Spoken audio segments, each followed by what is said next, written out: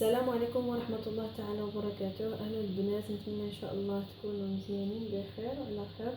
اليوم إن شاء الله جبتكم واحد الوصفة رائعة بزاف، اللي هي الشاورما المنزلية بالطريقة ديالي. أنا صراحة جربت هاد الطريقة وعجبتني بزاف وقلت نشاركها معكم. غادي يعجبكم إذا جربتوها. مكونات بساطين، يلا نبقاو معايا باش نشوفوا المقادير وطريقة التحضير. سبق لي واحد درت خبز الشاورما عندي في القناه، وكذلك طريقه الشاورما اللي كتباع في المطاعم. اذا كنتوا باقي ما شفتوا الفيديوهات فدخلوا شوفوهم، ان شاء الله اذا جربتوها اكيد غادي يعجبكم. ودابا نبداو بالمقادير. طريقه التحضير: نحتاج 500 غرام صدر الدجاج، نقيته وغسلته مزيان بالليمون وقطعته شرائح طوالي كتشوفوا. عندي هنا 500 غرام، نتوما على حساب الافراد الاسره عملوا الكميه اللي بغيتو. وغنحتاج التوابل: واحد شويه الفلفل الاسود، معلقه صغيره معمراج، وكذلك البابريكا او فلفل حمر، فلفله غبره. وغنحتاج سكينجبير، كذلك معلقه صغيره معمراج، والخرقوم اي كركم. وغنحتاج شويه د الكمون ونصف معلقه صغيره د القرفه. القرفه ضروري هنايا لان كتعطيها واحد المذاق رائع.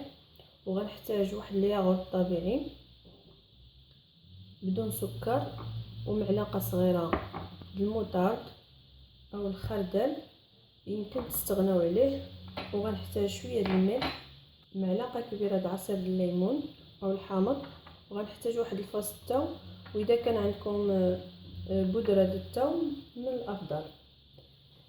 انا ما عنديش متوفره. طريقه سهله بزاف. غنضيف الياغورت طبيعي.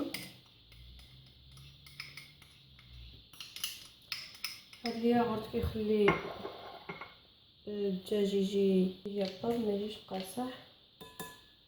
غنضيف بودره الثوم، ونضيف الملح، ونضيف الليمون، ونضيف التوابل.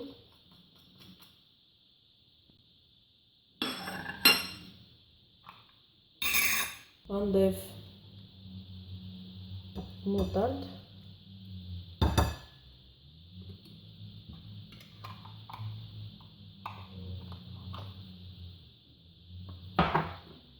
ونخلط هاد المكونات. صراحه هاد التتبيله خطيره كتجي في هاد الدجاج، كتجي رائعه بزاف.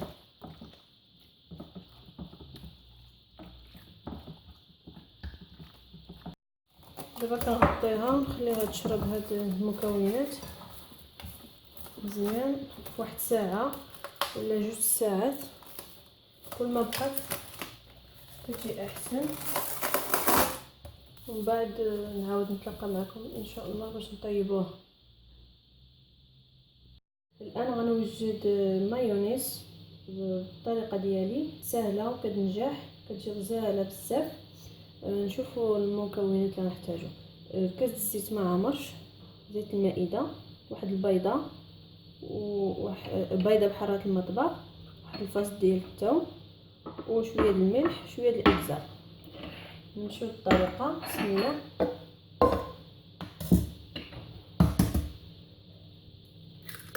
كنضيف البيض ونضيف الزيت ونحك هاد الدريس الثومه.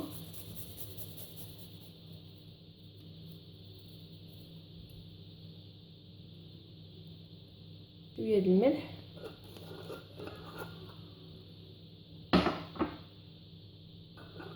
وشويه الابزار. سهله بزاف. الطريقه باش غنعملوها: كنبقى ضغط على الميكسور وانا كنطلع يدي بشويه بشويه حتى كتطلع لي، كنحصل على مايونيز خضراء. بسم الله.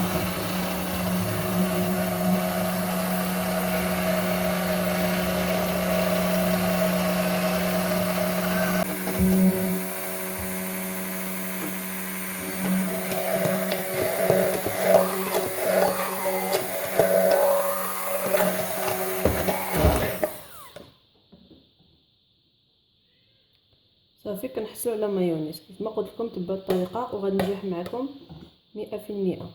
صافي كنكبها في واحد الطاسه او شي كاس ولا شي، كبوها في اي حاجه.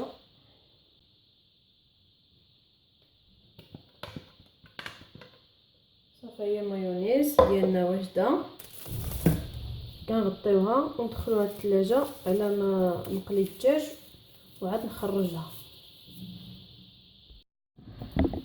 هنايا عندي بطاطا قطع طويله غنقليها، وهنايا الدجاج من بعد ما جازت واحد 2 ساعات انا مشيت عملت الشغل ديالي وعملته في الثلاجه. ضروري نعملو في الثلاجه باش كيبقى محافظ على الطراوه ديالو. وفي المقله عملت شويه د الزيت المائده وغادي نعمل الدجاج ديالي يتقلاو.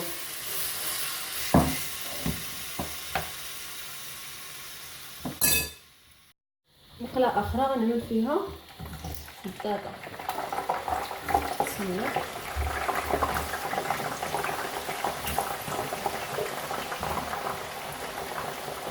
صافي كنقليو هادشي كنطيبوه ومن بعد نتلاقاو باش غنوجدو ان شاء الله الساندويتش ديالنا. صافي دابا غنطفيلو، ها هو واجد الدجاج طاب، يعني ما كنطيبوهش حتى كيقصح، كنخليوه يبقى فتي باش كيجي مزيان في الساندويتش. عندي كلشي واجد. هنايا قطعت الطماطم قطع صغيره، البصل واحد 2 البصلات صغارين، وعندي الخس نتوما عملوا اللي كيعجبكم، والدجاج واجد. هنايا جبت الخبز جاهز ومايونيز ها هي واجده. ودابا غادي نبدا. بسم الله. اول حاجه غندهن خبز، غنعمل شويه الطماطم، الخس، البصل،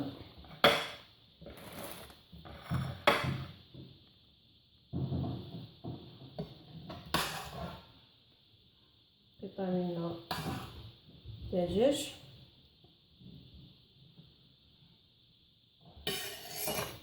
وغنعمل شويه الفريت. كيعجبني الفريت يكون احسن. وغنطوي ان شاء الله، وغنطوي الخبز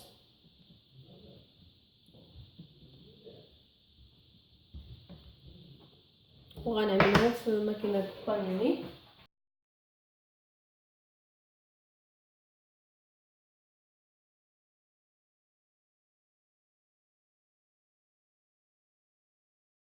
صافي يا البنات، ها هي الشاورما ديالنا واجده او الساندويتش. كيجي رائع بزاف بحشوه لذيذه. غير جربوها، اكيد اذا جربتوها غادي يعجبكم.